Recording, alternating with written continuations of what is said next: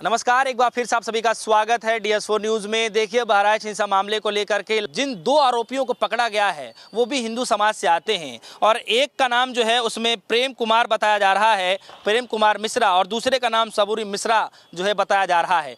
आज खास बात ये भी है कि जो हमारे साथ खास मेहमान जो बातचीत करने वाले हैं, संदीप मिश्रा जी, ये भी मिश्रा ही हैं। आपने जब देखा इस घटना को तो आपके मन में क्या कुछ चला? ये बड़ा हृदय विदारक है और दिल को छलनी करता है कि मर रहा है मिश्रा, फंस रहा है मिश्रा और जल रहा है मिश्रा। इस पूरे बहराइच में जितना भी गोली भी मिश्रा को लगी, झंडा भी मिश्रा ने उखाड़ा, दंगा करने वाले भी मिश्रा पकड़े गए और जिनकी एजेंसी जली वो भी शुक्ला रहे। इन ब्राह्मणों पर भी ही आफत है और सर्वेश्वर सिंह जो वहाँ के विधायक हैं और अजय सिंह बिष्ट जो मुख्यमंत्री हैं वो कुछ कर ही नहीं पा रहे। सर्वेश्वर सिंह वहाँ के एमएलए ये कहते हैं कि पुलिस नकारा है और पुलिस ये कहती है कि सर्वेश्वर सिंह इतने ताकतवर हैं कि उनके बिना पुलिस पत्ता नहीं हिला सकती। ये क्या हो रहा है योगी जी के राज में? ये क्या ठकुराई चल रही है कि बाभन को लड़ाया भी जा रहा है, बाभन को मरवाया भी जा रहा है, जल भी रहा है बाभन, तड़प भी रहा है बाभन, कैद भी हो रहा है बाभन। ये ब्राह्मणों पर क्या आफत आ गई है? ब्राह्मण के बच्चे कब समझेंगे ये कि उनके साथ अच्छा नहीं हो रहा है? क्या जरूरत थी? आज उस आत्मा को धरती पे नहीं है, लेकिन राम गोपाल जी को क्या किसने भड़काया कि वो अभी जिसकी 3-4 महीने पहले शादी हुई है, जिसकी पत्नी की मेहंदी के हाथ से मेहंदी के रंग भी नहीं छूटा, उसे क्या ज़रूरत थी कि किसी का रंग और झंडा देखकर उसके छत पर चढ़ गया और उसकी दीवार तक गिरा दी, रेलिंग तक उखाड़ दी? बताया जा रहा है कि जो SK वर्मा साहब वहाँ के थाना प्रभारी हैं, जो भास्कर से उन्होंने बात की है, उसके मुताबिक ये कह रहे हैं कि लोगों ने उठ के हाथ हिलाया था, कुछ 3 लोगों ने हाथ हिलाया, उसके बाद दंगा भड़क गया। वो कौन 3 लोग थे? SK वर्मा साहब कोट करते हैं भास्कर को कि एक आदमी आया था भीड़ में और भीड़ से वो गायब हो गया, इसीलिए दंगा इतना चला। क्या बात थी कि एक ही थाने की पुलिस थी? जब इतने दबंग वहाँ का MLA सर्वेश्वर सिंह हैं, इतने दबंग बुलडोजर बाबा हैं, तो इस बुलडोजर बाबा के राज में ब्राह्मण के मारे, फंसाए और जलाए जा रहे हैं। ये सवाल उठता है उन ब्राह्मण परिवारों को भी सोचना चाहिए कि हम अपने बच्चों को क्या सिखा रहे हैं, क्या चीज़ के लिए आगे बढ़ा रहे हैं। इनके बच्चे, इनके बीजेपी के तमाम नेताओं के बच्चे आप देख लीजिए कि कोई लंदन में पढ़ रहा है, कोई अमेरिका में पढ़ रहा है, कोई जापान में पढ़ रहा है, कोई BCCI का अध्यक्ष बन गया जिसे बल्ला पक चलाना नहीं आता, कोई बैंक का बड़ा बिजनेसमैन हो गया, कोई पायलट हो गया, और हमारे बच्चे क्या झंडा उखाड़ हो गए हैं? और हमारे बच्चे झंडा उखाड़ेंगे और हमारी जान भी जाएगी। किसके लिए झंडा उखाड़ रहे हैं, कौन झंडा उखड़वा रहा है, ये सामने आएगा, जरूर आएगा। भास्कर ने एक दिलेरी का काम किया, भास्कर अखबार ने एक बार फिर साबित किया है देश में कि पत्रकारिता जिंदा है, पत्रकार जिंदा है। मैं नमन करता हूँ ऐसे पत्रकारों को जिन्हें खोज के निकाला कि प्रेम कुमार मिश्रा और सबूरी मिश्रा क्या कह रहे थे, कि कैसे हुआ दंगा। 2 घंटे के लिए पुलिस को हटा दिया गया था, ये दोनों बता रहे हैं, लेकिन पुलिस ने जल्दी रोक दिया। पुलिस को वो कह रहे हैं अगर पुलिस गद्दारी नहीं करती तो पूरा महाराजगंज जला देते। कौन जलवाना चाह रहा था महाराजगंज? महाराजा बाबा बताए ना, महाराज जी, बाबा जो योगी महाराज जी बताएं कि महाराजगंज कौन जलवाना चाह रहा था, कौन थे आपके साजिश करता, कौन था वो शख्स जिसे थाना प्रभारी SK वर्मा जी कह रहे हैं कि एक आदमी आया था, वो आदमी चला गया और फिर दंगा शुरू हो गया। दंगे उन्होंने ये भी कहा SK वर्मा जी कि ये दंगा सुनियोजित था, योजनाबद्ध था, इसीलिए लंबे समय तक चला। किसने ये कहा था? ये शुक्ला जी का जो शोरूम हीरो होंडा का है, इसमें साकिर का पैसा लगा, इसे फूंक दो। किसने कहा था ये जो लखनऊ अस्पताल है मुसलमान का, इसे जला दो? कौन वो लोग थे जिन्होंने स्वर्गीय राम गोपाल मिश्रा जी से ये उकसा के उस छत पर चढ़वाया जिस छत पे हरे रंग का झंडा किसी धर्म का घूम रहा था? हम अपने धर्म को बड़ा करें साहब, अपने धर्म को बड़ा करें, अपने देवी देवताओं को बड़ा करें, अपने देवी देवताओं की 10 बार आरती उतारे, कोई परहेज नहीं। लेकिन मैं किसी धर्म विशेष के लिए उसके धर्म को नीचा करता हूं तो मुझसे नीच, मुझसे घृणित, मुझसे पापी आदमी कोई नहीं है। क्योंकि हिंदू धर्म, सनातन धर्म तो विश्व का कल्याण कहता है, सब में अपना रूप देखता है, सबको अपना मानता है। ये किसने हम हिंदुओं में ये जहरीला बीज बो दिया है कि आज हम दूसरे धर्म के लोगों को, उनके प्रतीकों को, उनके देवताओं को, उनके रंग को भी बर्दाश्त नहीं कर पा रहे। ये नफरत का जो बयार इस सरकार में 10 साल से चल रहा है, ये जाहिर तौर पर हिंदुस्तान के लिए, आवाम के लिए, जमहूरियत के लिए अच्छे संकेत नहीं है। लेकिन सवाल मिश्रा जी यहाँ पर ये है कि जब ये घटना हुई, घटना के बाद जो है वहाँ की सरकार एक्टिव हुई, पुलिस एक्टिव हुई, ये भी कहा गया कि जो है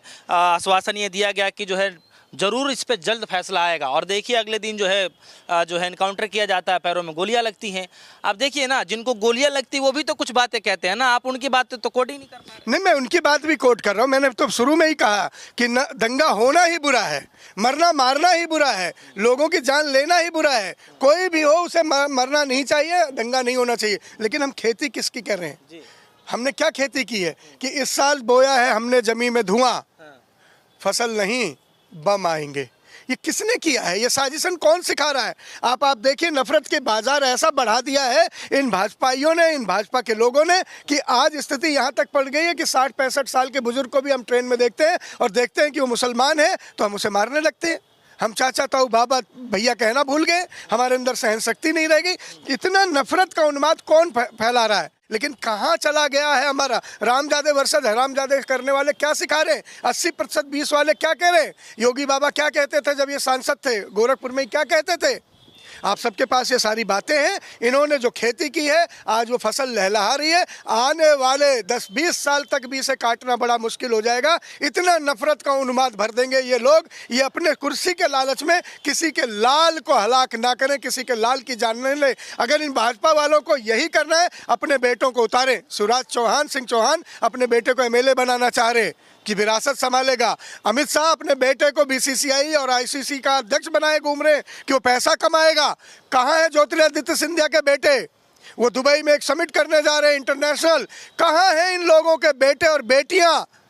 और क्या कर रहे हैं? कहाँ हैं हम जैसे गरीब ब्राह्मणों के बच्चे? उनसे क्या करवाया जा रहा है? सोचना होगा ब्राह्मणों आपको, सोचना होगा हिंदुओं आपको, समझना होगा आपको कि हमारी औलादें, हमारी बच्चे क्या बीजेपी या नफरत के फैलाने वाले लोगों के नाम पर, इनका प्रचार करने पे बलि चढ़ जाएंगे? क्या कोई भी उन्मादी आएगा और हमारे बच्चों को बलि का बकरा बना देगा और अपनी कुर्सी पालेगा? ये सत्ता जो आग से खेली जा रही है, ये सत्ता जो आग के बीच से पाई जा रही है, जो लहू के छींटों से रंगी हुई कुर्सियां हैं, ये हमारे घरों को, हमारे वतन को, हमारे प्रदेश को बर्बाद कर देंगी। मैं हाथ जोड़ के प्रार्थना करता हूँ, संभालिए अपने जवान बच्चों को, संभालिए प्रदेश की जवानी को। बेरोजगार भले ही हैं लेकिन वो इतने नालायक नहीं है कुछ समय से पहले मार दिए जाए या मरवा दिए जाए। लेकिन मिश्रा जी, एक देखिए ना, अभी चुनाव का माहौल भी है और नीतीश राणे जी का एक बयान आया। वो कह रहे हैं कि हिंदू राष्ट्र में हिंदुओं को डरने की ज़रूरत नहीं है, मुस्लिमों के बीच हिंदू लोग सुरक्षित नहीं हैं, हम हिंदुत्व के मुद्दे पर किसी से कोई समझौता नहीं करना चाहते हैं। आप इस बयान को ऐसे माहौल में कैसे देख पा रहे हैं? नीतीश राणे को किसने रोका है? ले टैंक, तोप, तलवार, घोड़े पे चढ़े। लक्ष्मीबाई ने तो लगाम मुंह में दबा के दोनों हाथ से तलवार चलाई थी। उनके सिपह सलार तो सारे मुसलमान थे, लक्ष्मीबाई के लिए लड़े थे। शिवाजी ने मुगलों से लड़ाई की और उनके मंत्री और उनके सेनापति मुसलमान थे। महाराणा प्रताप ने ऐतिहासिक युद्ध लड़ा अकबर के खिलाफ, उनके सिपह सलार और उनके सारथी सारे मुसलमान थे। ये राणे क्या सिखाना चाह रहे? राणे को किसने रोका? राणे उठाए तलवार, जाके कत्लेआम, कत्लो गारत मचा दे, खुद कुछ नहीं करेंगे। राणे इसके बस का है किसी मुसलमान इलाके में जाके किसी एक टोपी वाले को मार के, थप्पड़ मार के आ जाए? ये या इनका बेटा चला जाएगा घर से निकल के मार देगा? ये नहीं मारेंगे। ये सिर्फ गरीब के बच्चों को आगे करेंगे, उकसाएंगे कि गरीब का बच्चा जोश में आ जाएगा और उसकी जान ले ली जाएगी। ये कुर्सी पर, लाशों पर चढ़कर ये कुर्सी जो इकट्ठी कर रहे हैं ये लोग, ये देश के लिए सबसे खतरनाक है। अच्छा देखिए, यूपी में तो एक बताया जाता है कि पूरे प्रदेशों में जो है यूपी का मॉडल कायम किया जाता है और लोग उसकी बड़ा सराहना करते हैं। बुलडोजर का नाम से काफ़ी फेमस हुआ, चर्चित हुआ। अब देखिए ना, बहराइच हिंसा होता है, कुछ नामों को जो है चस्पा, घरों पे चस्पा भी चिपका दिया जाता है, कुछ हिंदुओं के भी घर आते हैं, मुस्लिम समाज के लोगों के भी घर आते हैं। अब इसमें आप कैसे कह सकते हैं कि जो एक तरफा इस पे कार्रवाई हो रही है? आपको नहीं लगता कि नहीं, मुझे कहने के बुलडोजर पर मुझे कहने की जरूरत नहीं है। माननीय सर्वोच्च न्यायालय ने ही कह दिया है कि ये न्याय संगत नहीं है। घर का एक आदमी आरोपी है, क्या किसने आपको अख्तियार दे दिया कि पूरा घर गिरा दो? क्या वो एक ही आदमी का घर था? गलत स्ट्रक्चर बना। मैं आप बता रहा हूँ, मैं आपको बता रहा हूँ, स्ट्रक्चर गलत बना है। वो स्ट्रक्चर क्यों बन गया? उस अधिकारी का भी घर गिरवाओ ना, जिसके समय में स्ट्रक्चर गलत बन गया। अधिकारी कहाँ चला गया? कहाँ चला गया वो लेखपाल? कहाँ चला गया वो कानून को? कहाँ चला गया वो प्रधान जिसके समय में वो स्ट्रक्चर बन गया? क्या वो दोषी नहीं है? क्या घर बनाने वाला ही दोषी है या मेज के नीचे से पैसा लेके स्ट्रक्चर को खड़ा करवाने वाले भी दोषी हैं? योगी जी ने कितने ऐसे अधिकारियों के घर गिरवाए जिनके राज में ऐसे स्ट्रक्चर बने? अगर आज 100 घर तोड़े जा रहे हैं एक लाइन से, तो 100 घर बनवाने वाला वो अधिकारी कौन है? एक घर तोड़ के दिखा दो। आपको नहीं लगता कि वो भी भ्रष्टाचारी है? बिना सरकार के सह के, बिना थाने के सह के, बिना अधिकारियों के रिश्वत लिए क्या नाजायज काम, गैर कानूनी काम हो पाएगा? अगर नहीं हो पाएगा तो पहले चोर को नहीं, चोर की अम्मा को मारो, और जगह भी बच जाएगी बात। लेकिन क्या योगी सरकार में इतना दम है कि किसी अधिकारी के घर पे जाए और भेज दे अपना बुलडोजर? नहीं है साहब। ये सिर्फ गरीबों को दुखी कर सकते हैं। पहले उनके थाली से रोटी छीनी, अब उनके सर से छत छीनने का काम कर रहे हैं। ये गरीब विरोधी सरकार है। नहीं, आप इसको कैसे देख रहे हैं? कोई कई जगह पे ये चर्चाएं चल रही थी कि जो है सरकार जो है जब भी कुछ ऐसा मसला आता है एक तरफा कार्रवाई करती है। अब एक बात बताइए कि सूबे के जो मुख्यमंत्री हैं योगी आदित्यनाथ जी, जब ये कदम उठा रहे हैं तो क्योंकि घटना जो हुई है वो भले ही नुकसान हिंदू पक्ष का हुआ हो, लेकिन जिस तरीके से जो सामाजिक जो प्रॉपर्टी है उसको जो है ख़राब किया गया, उसको तोड़फोड़ किया गया, आप समझिए ना। तो सरकार जब एक्शन ले रही है तो इसको एक धर्म विशेष एंगल क्यों दिया जा रहा है? नहीं, मैं धर्म विशेष से नहीं ले रहा हूँ, लेकिन योगी जी की आंखों में कौन सा मोतियाबिंद हो जाता है कि जब दंगा होता है तभी उन्हें दिखने लगता है कि अब यहाँ अवैध कब्जा है। दंगा हो जाता है, अतीक अहमद मारे गए तो पता चल गया अतीक अहमद की इतनी अवैध कम को चीज़ें थी, साबुद्दीन मारे दिए गए तो तब पता चल गया, यहाँ रामगोपाल मिश्रा मार दिए गए तब पता चल गया। कहीं कोई कांड, कहीं कोई हत्या, कहीं कोई दंगा होने के बाद ही योगी की नज़रें क्यों साफ होती हैं कि यहाँ पे अवैध कब्जा है? शांति के माहौल में सही समय पे वो कहीं अवैध कब्जा तुड़वाते दिखे आपको? कहीं खबर आई? दंगा के समय में ही योगी जी क्यों जाग जाते हैं? दंगा होने के बाद ही उन्हें क्यों दिखता है कि ये अवैध हो गया? दंगा से पहले अवैध नहीं है क्या यूपी में? आज भी कई जिलों में चले जाओ, शांति का समय था ना। अयोध्या में आपने लोगों को उजाड़ के रख दिया और अयोध्या वासियों ने आपको उजाड़ के रख दिया। शांति थी ना, लगाना आपको अपना काम करना। ऐसे शांति के समय में आपको क्यों नहीं दिखता कि फलाने का घर नाजायज बना, तोड़ दो? लेकिन किसी की जान चली जाएगी, किसी की छाती में 10 गोली उतर जाएगी, किसी को जिंदा जला दिया जाएगा, उसके बाद योगी सरकार को क्यों दिखता है कि यहाँ अवैध कब्जा? एक सवाल है कि देखिए जो स्टिंग किया गया है वो स्टिंग में जो 2 उपद्रवियों के जो नाम आए हैं वो भी मिश्रा ही हैं, जो लड़का मरा वो भी मिश्रा ही है। सवाल ये है कि फिर बदनाम मुस्लिम समाज को क्यों किया जा रहा है जब इस तरीके से घटनाएं आ रही हैं? सब देखिए यही तो तथ्य है ना कि अपराधी अपराधी होता है। अपराधी की कोई जाति और धर्म से मत देखो, अपराधी को सिर्फ अपराधी को देखो। मैं मिश्रा हूँ, इसका मतलब ये थोड़ी ना कि मैं रामगोपाल मिश्रा की तारीफ करने लगूँ, वाह रामगोपाल वाह तूने सही किया, झंडा उखाड़ दिया। ये तो न्याय संगत नहीं होगा। या मैं मिश्रा हूं तो मैं प्रेम कुमार मिश्रा को और सबूरी मिश्रा के लिए ताली बजाने लगूं, वाह प्रेम कुमार मिश्रा वाह तुमने सही किया, महाराजगंज जला दिया। कर सकता हूं क्या?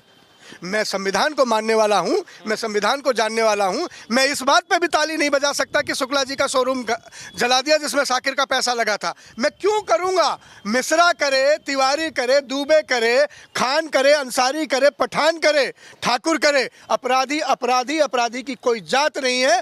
ये देश संविधान से चलता है, जाति धर्म के पहनावे से नहीं चलता। वो अलग बात है, हमारे प्रधानमंत्री जी को कपड़े देखकर किसी की जाति और धर्म समझ आ जाता है, लेकिन जो संविधान को मानने वाले लोग हैं वो कपड़ों से, टीका तिलक टोपी से इस देश को बर्बाद नहीं होने देंगे। ये देश सबका है। मैं तो चौड़े में कहता हूं, सम्मान से कहता हूं, ये हमारा हिंदुस्तान है, ये हमसे बना है। और जब मैं हम कहता हूं तो हम कहता हूं हिंदू और मुसलमान दोनों।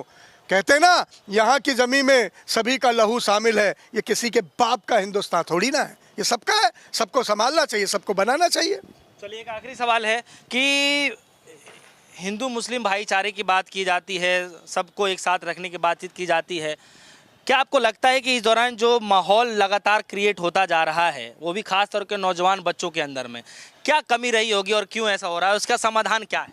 देखो, कुर्सी पर बैठे रहे बीजेपी वाले, 74 साल का एक बूढ़ा 80 साल के लिए अपनी कुर्सी मजबूत करता रहे, एक मठ का मठाधीश मुख्यमंत्री बना अपनी कुर्सी पर बैठा रहे, बीजेपी की पौध बढ़ती रहे, मरते रहे, दंगा होते रहे, इन्हें किसी का क्या फर्क पड़ रहा है?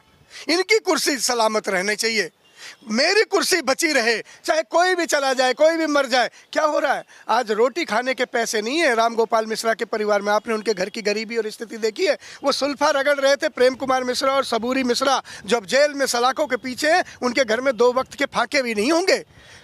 शुक्ला जी का जिनका शोरूम जला दिया गया, उस बेचारे के पास राम जाने कितना बैंक का लोन होगा कि क्या जिंदगी भर वो अपनी प्रॉपर्टी छुड़ा भी पाएगा या नहीं छुड़ा पाएगा?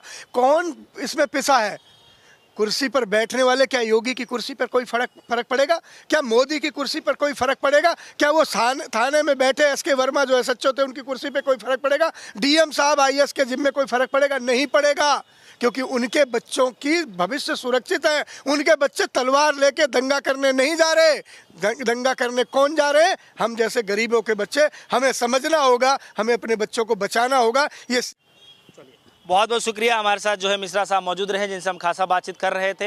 हालांकि बहराइच हिंसा मामले को लेकर के जब से स्टिंग किया गया है, जब से वो वीडियो सामने आई है और पुलिस भी एक्टिव हो गई है, दोनों लोगों को गिरफ्तार भी कर लिया गया है। लगातार तमाम मीडिया में यही चर्चाएं चल रही हैं कि आखिर अचानक से इतनी बड़ी हिंसा आखिर हो कैसे जाती है।